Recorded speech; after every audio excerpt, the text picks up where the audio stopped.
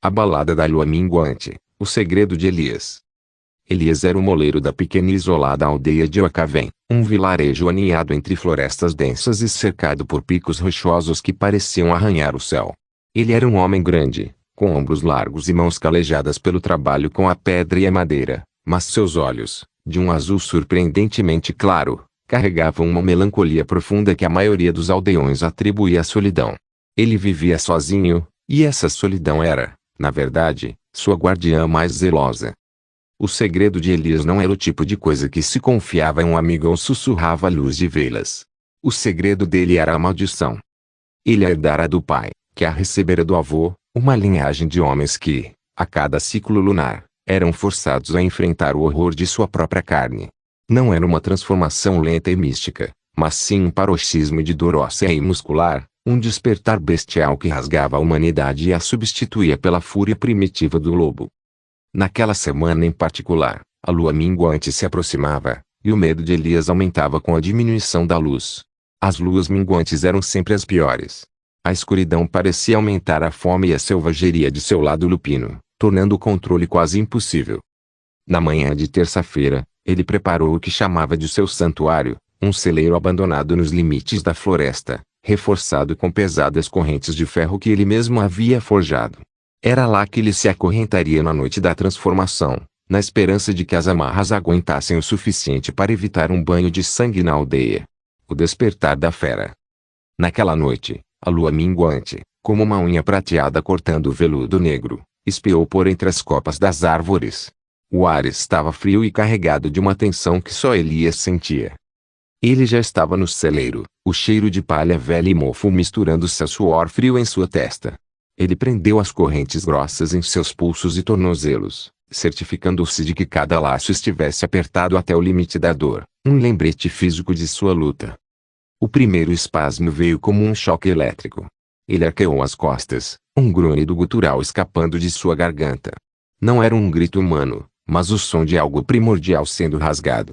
A dor era inimaginável, era como se 1000 agulhas estivessem sendo cravadas em sua pele, enquanto seus ossos se dissolviam e se rearranjavam com uma violência brutal. Os pelos negros e grossos irromperam de seus poros, cobrindo seu corpo como uma armadura de sombra. Suas mãos incharam e os ossos se alongaram, as unhas se transformando em garras afiadas. O pior era o rosto. Seu crânio parecia rachar enquanto seu focinho se projetava, os dentes crescendo em presas reluzentes de caça. Quando a transformação se completou, Elias não existia mais. No lugar do moleiro estava uma criatura imponente, com quase 3 metros de altura, olhos amarelos brilhando com uma inteligência cruel e um ódio cego pela restrição. O lobisomem de Oacavém estava livre. A criatura rugiu, um som que fez os pássaros da floresta levantarem voo em pânico. Ele testou as correntes. O ferro gemeu, a madeira rachou. A fera puxou com uma força que poderia facilmente derrubar uma árvore. Graú. As correntes não quebraram, mas as estacas de madeira que as prendiam ao chão começaram a ceder. O lobisomem, frustrado, começou a caminhar em círculos, a saliva escorrendo de sua boca, os instintos de caça o chamando. A intrusão. No entanto, naquela noite, a solidão de Elias foi quebrada. Lira era uma jovem herborista de Oacavém, conhecida por sua curiosidade insaciável e por ignorar os limites. Ela havia visto Elias ir para a floresta e, preocupada com o comportamento estranho do moleiro nos últimos dias, o seguiu à distância. Ela ouviu o rugido. Um som que gelou seu sangue e a fez tropeçar em uma raiz exposta.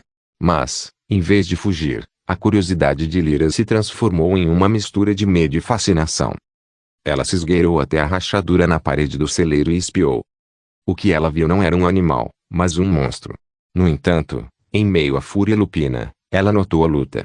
A fera estava acorrentada, sim, mas havia algo mais, um esforço desesperado, mesmo no olhar selvagem, para não quebrar as amarras.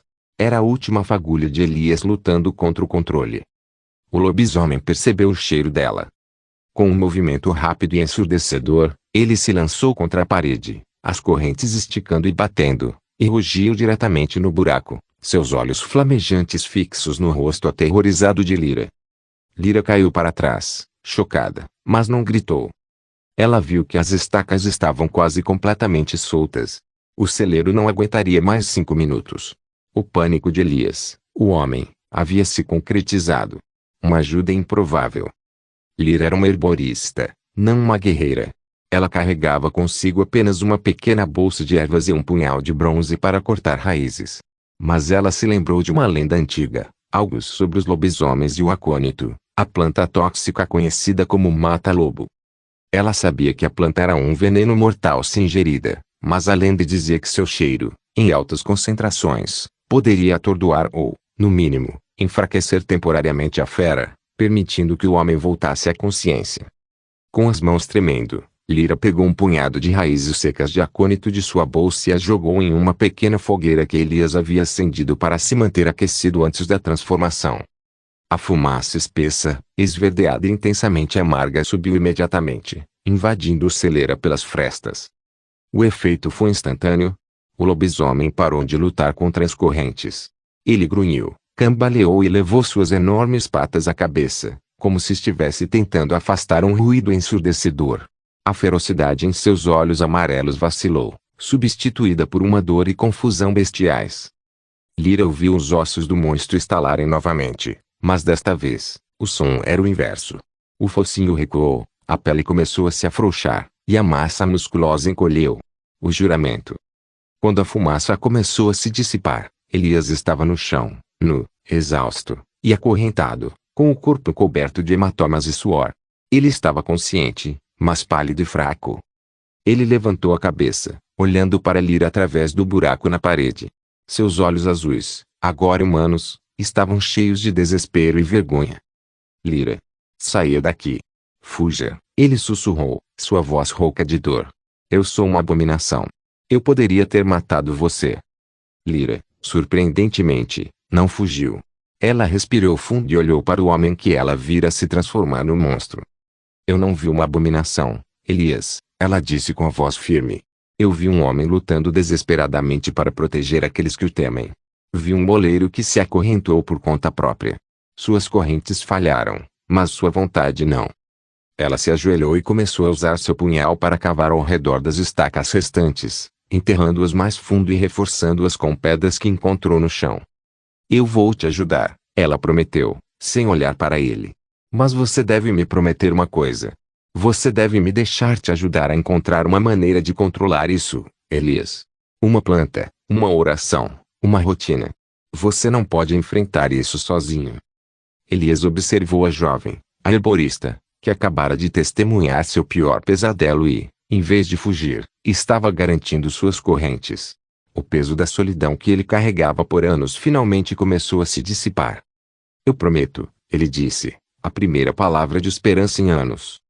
Lyra se levantou, suas mãos sujas de terra e o cheiro amargo do acônito em sua roupa.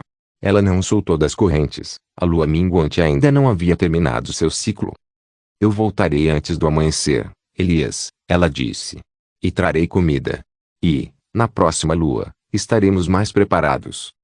Elias apenas assentiu, observando-a partir. O peso em seu coração era o mesmo, mas agora havia uma pequena, cintilante, luz azul de esperança.